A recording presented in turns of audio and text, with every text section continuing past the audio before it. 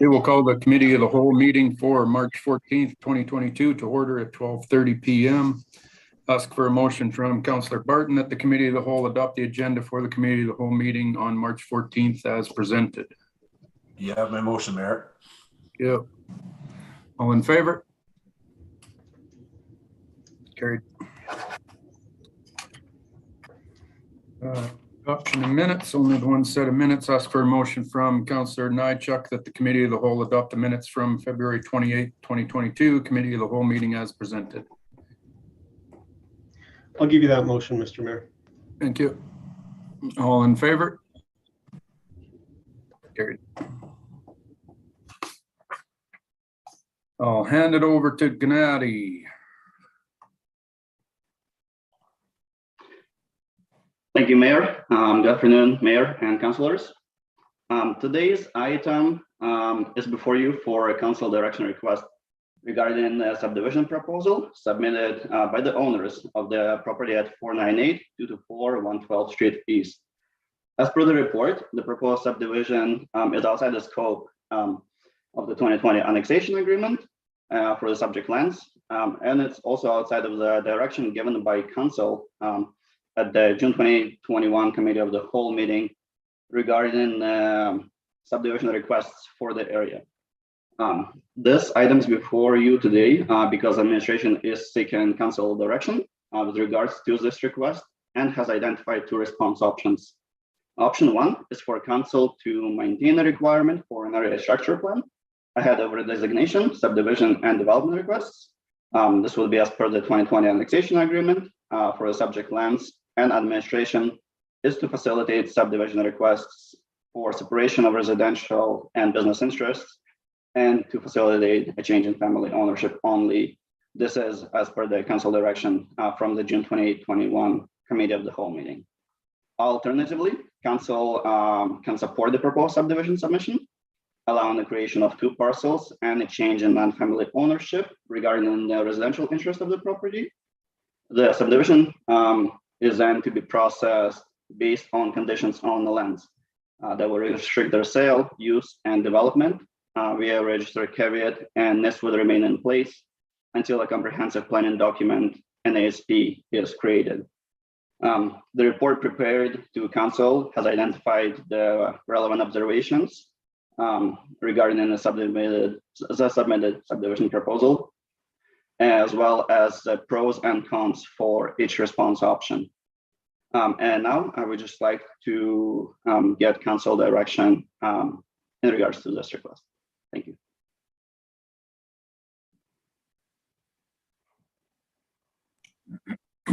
Thanks, Gennady. Questions from council?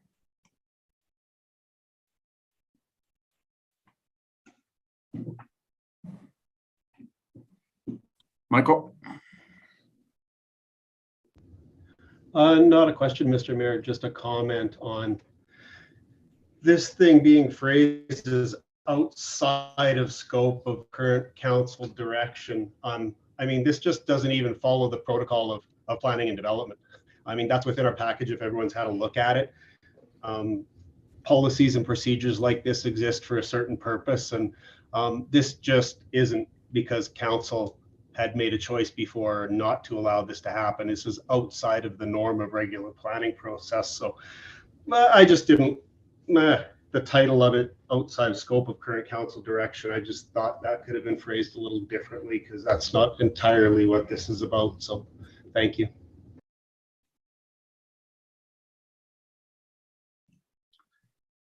Councillor Kinghorn?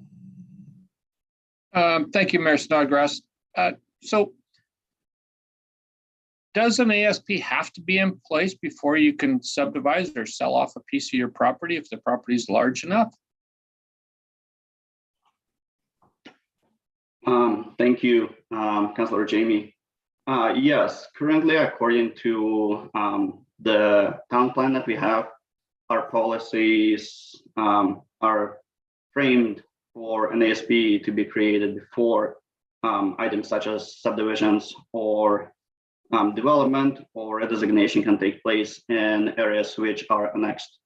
So following the annexation process, the current framework is to have an ASP in place first, and then those items would be able to, those items would have a consistent process for which would be permitted and which would be discretionary as per that ASP.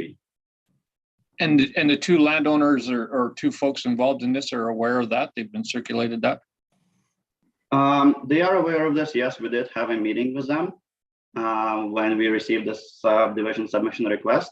So we explained to them of what current subdivisions are permitted, where everything is according to the ASP. So this is why we brought it here, because right now it's outside of that scope. Thank you. Councillor Jones? Thank you, Mayor Snodgrass.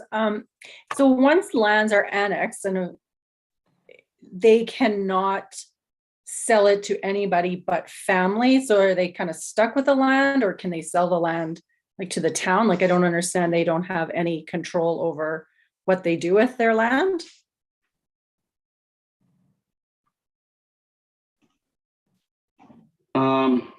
Again, this right now is just in response to the annexation agreement that we have.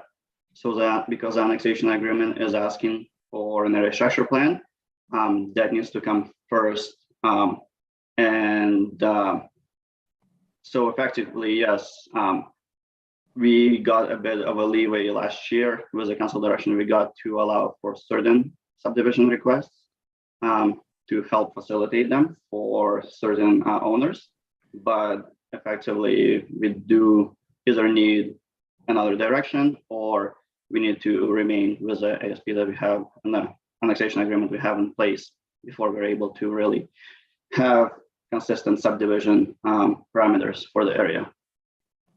Okay, so they're not planning on building anything. They want to leave the land as is. It would just have a new owner, correct? Yes, that's correct. So the concern is just too many owners with too many ideas, or I don't know, because they're not building anything. They just Right. want to sell part of the The land. Right? concern, yeah, the concern is that because the owners of the next lands, they are the one who needs to come together to create an ASP. If you have an increase in the number of landowners, that could complicate the collaboration required to create that document. So when we did the annexation, Jenny, it was the agreement with those landowners, or what we made it clear to those landowners was that because they wanted to be annexed into the town, there was only one that did not.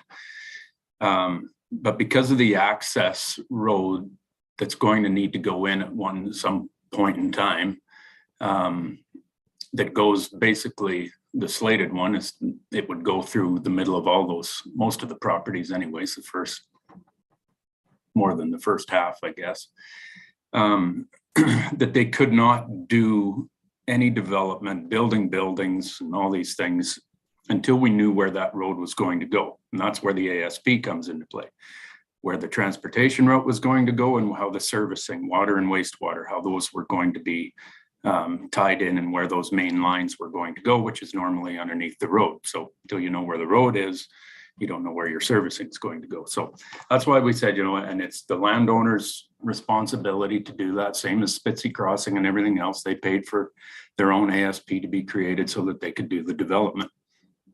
So that's why that's in play. What a few of these guys are looking to do is simply draw a line on the map and subdivide their business entity off of their residential entity. And this is where the Stadniks are trying to do this, right? They want to separate that residential house off so they can sell that to somebody, but still remain with with that extra piece that goes up against the highway. And whether they're going to run cattle on it for the time being before they do any business moves on it, I don't know what their plan is there, but that's really what they're looking to do. And there's, I think, two others that are looking to do the same thing in that area, which is just subdividing and separating off business from residential, from their private homes. So are they wanting to develop that area, or is it the town who wants to develop it? It's up to those individual landowners, how they want to do their development, right? Okay. And that's where the ASP comes in, so that we know and we all work together as to what's residential, what's commercial, what's blah, blah, blah, right? What all the different land uses are gonna be, so. That's where it's. Thank you. Brenda? Thank you, Mr. Mayor.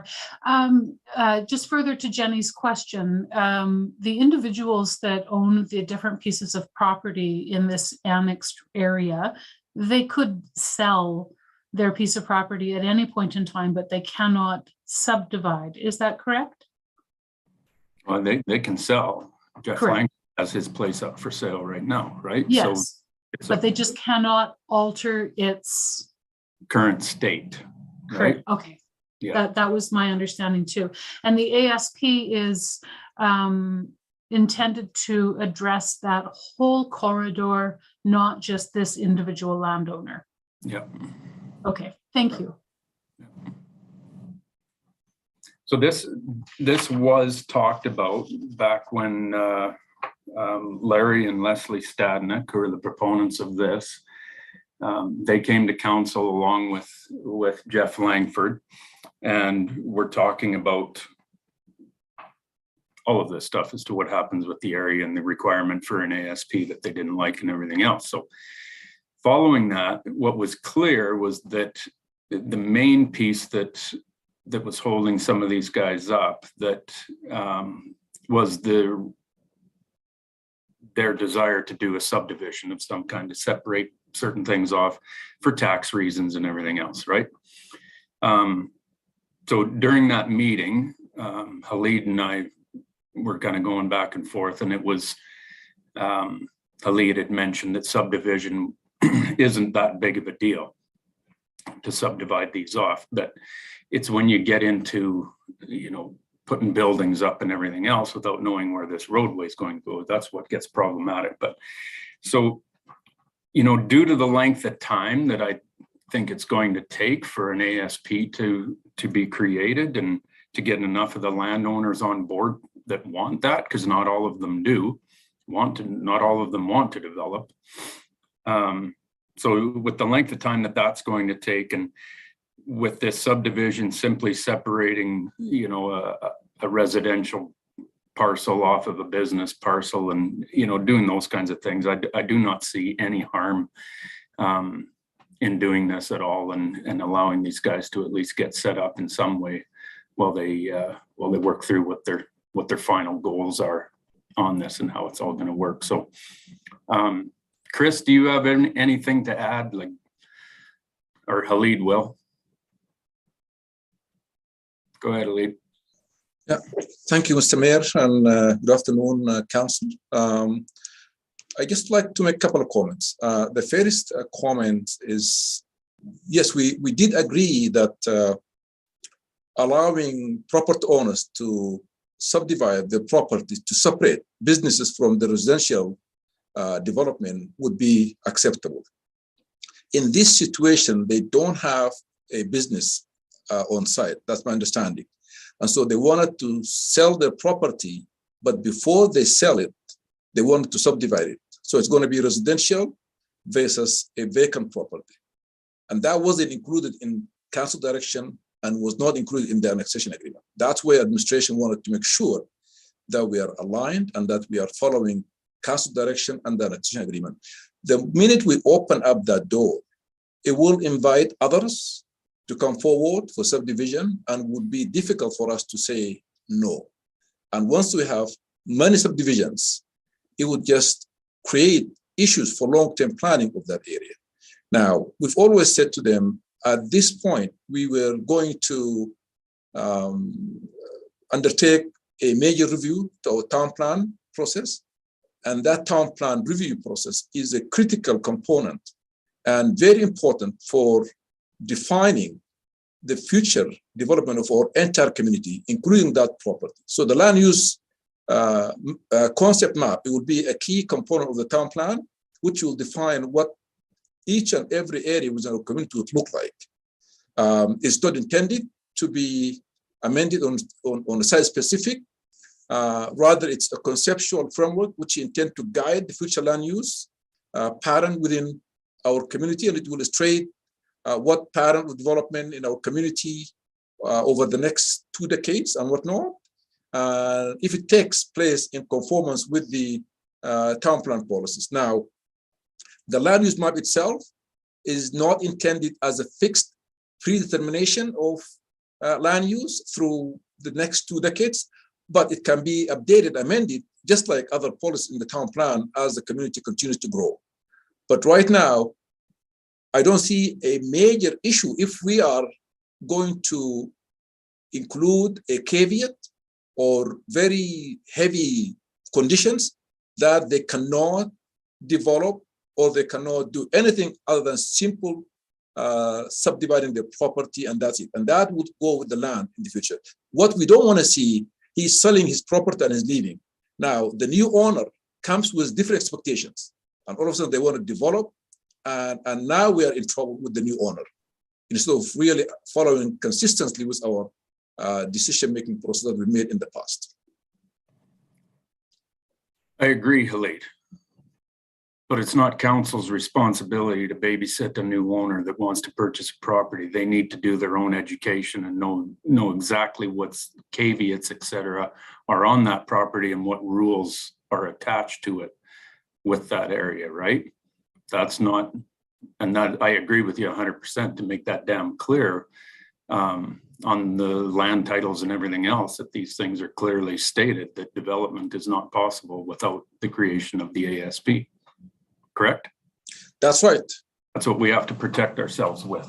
That's, like you say, the subdivision isn't that big a deal, but it has to be made very, very clear that anybody that purchased that's new, that doesn't know the history of this area, has a clear understanding as to what's all involved with this. One of these parcels is also already sold too, so not in this deal, but along there, the old New Holland property. It sold last year after the annexation was done and after we had all these discussions and everything. So buyer beware. It's just the way it is. That's right. I mean, and the owners, they have a great opportunity to participate in the consultation process and provide comments and suggestions regarding the future of that land, because our community entirely will have a great opportunity to define really what development should go there in the future, whether it has to be mixed use, whether it has to be commercial, residential, and that is what will define the future of that area as well. And so they have an opportunity to be part of that process, and then they can always influence the decision process by really providing their comments and whatnot. Got it. Well said. Councillor Walsh. Thank you, Mayor Snodgrass. My question was along the same lines as what Khalid was saying with, should we make this exception, then does it open up the door and potentially a lot of controversy with the neighboring properties? It kind of leaves us in a rather precarious situation. I think we could be at risk of having all of the other properties come back and they want to do the same thing. They want to split it in half and have business on the highway frontage and residential on the west side. So that was what I was going to clarify, is that would this then enable the other properties to come forward and say, well, I'm going to divide the back half of mine. I want to do the same thing this one did. So that's a risk that I see. Every single property could do exactly that, Brenda. Mm-hmm. I don't know what the risk is. Yeah. Like, let's say all of them do that. Yeah. Then we have it predetermined that we're going to have light industrial business along the highway, and well, no, they can't do any, and nobody can do anything though until the ASP is created, right?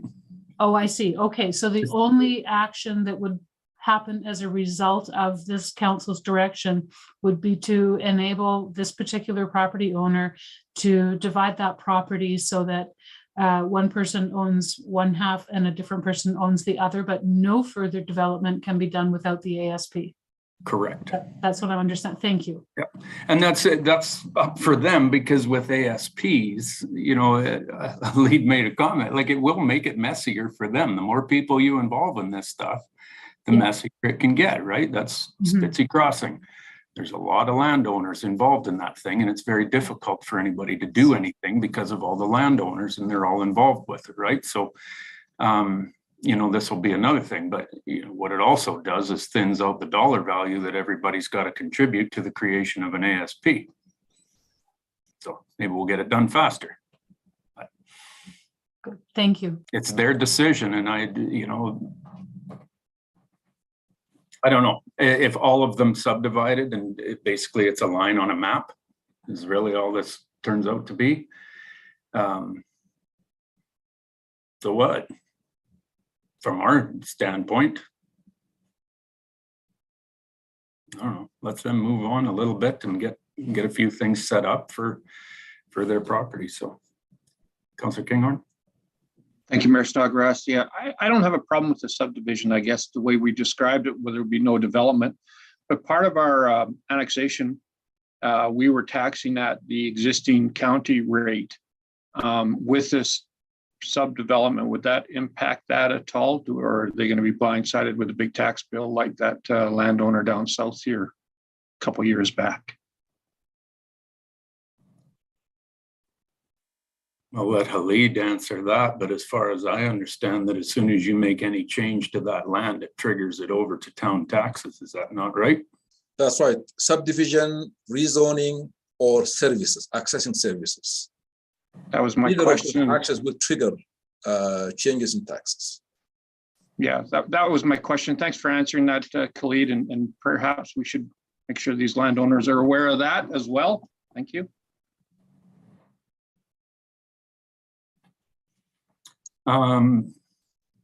So administration's looking for direction from council. So any concerns outside of going with, I guess, option 2 in the report, which is to allow the subdivisions to take place? No hands going up. Go with option 2. Halid Gennady.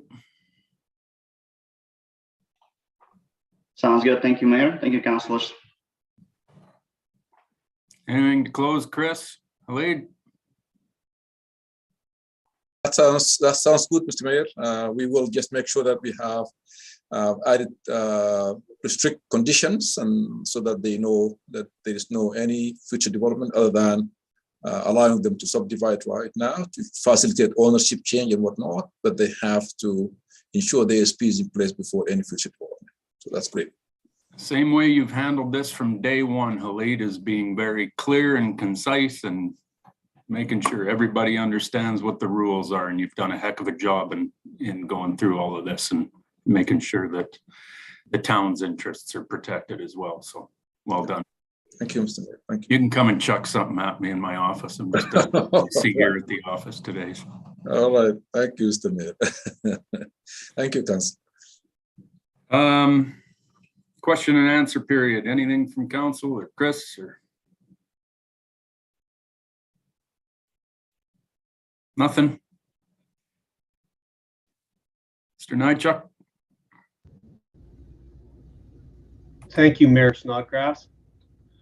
Can we talk about going back to council chamber sometime soon?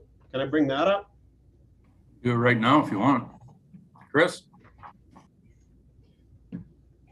Certainly, I guess to a certain extent, it's up to council when they want to return back to the office.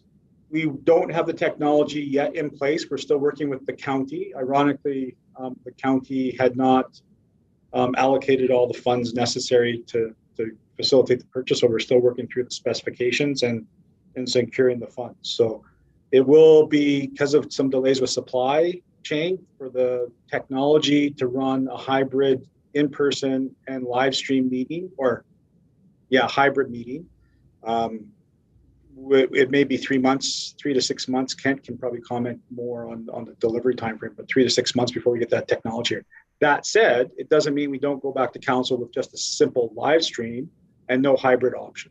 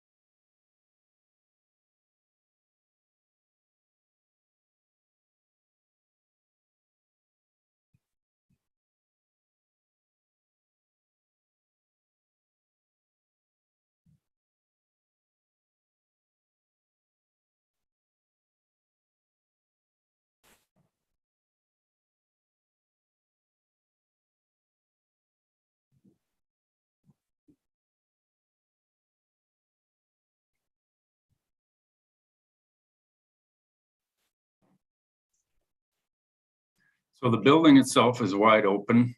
No REP, of course, no masks required. It's wide open to the public. So our meetings could go back into council chambers, public hearings, delegations, everything would happen in person in council chambers.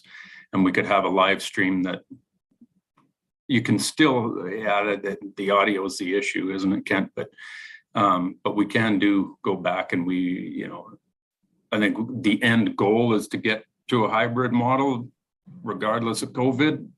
I think it's awesome because you can have delegations that don't have to drive from Calgary or wherever, and public hearings that people can attend in a virtual manner, so they don't have to sit and listen to all our BS for 2 hours before their public hearing comes up. So I think it's fantastic to have the hybrid at some point in time, but it is not necessary if council wishes to go back into council chambers at this time.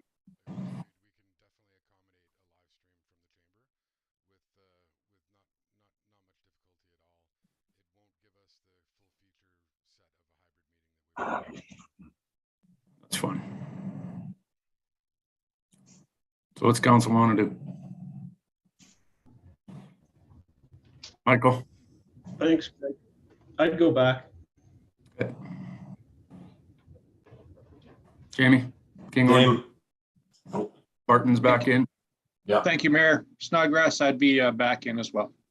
Kinghorn's back in. Councillor Smith? I absolutely, yeah, back in. Councillor Jones? Well, I don't know any different than this, but that sounds like fun to me. Yeah, I'm used to doing this, so, and Brenda, you're okay? You bet. Yeah. I've There been is touching people all along. Yeah, there is safety. Yeah. There is safety precautions in there. With dividers and everything are there, right, Chris? So there is protection there, but I think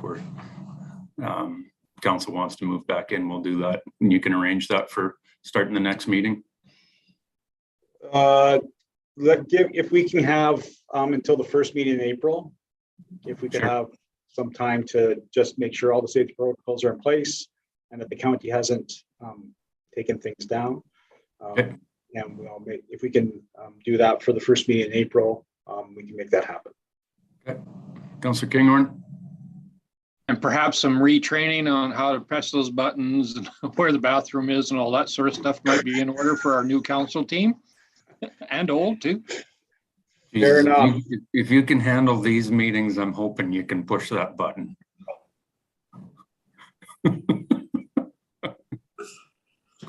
Councillor Nychuk. Thanks, Mr. Snodgrass.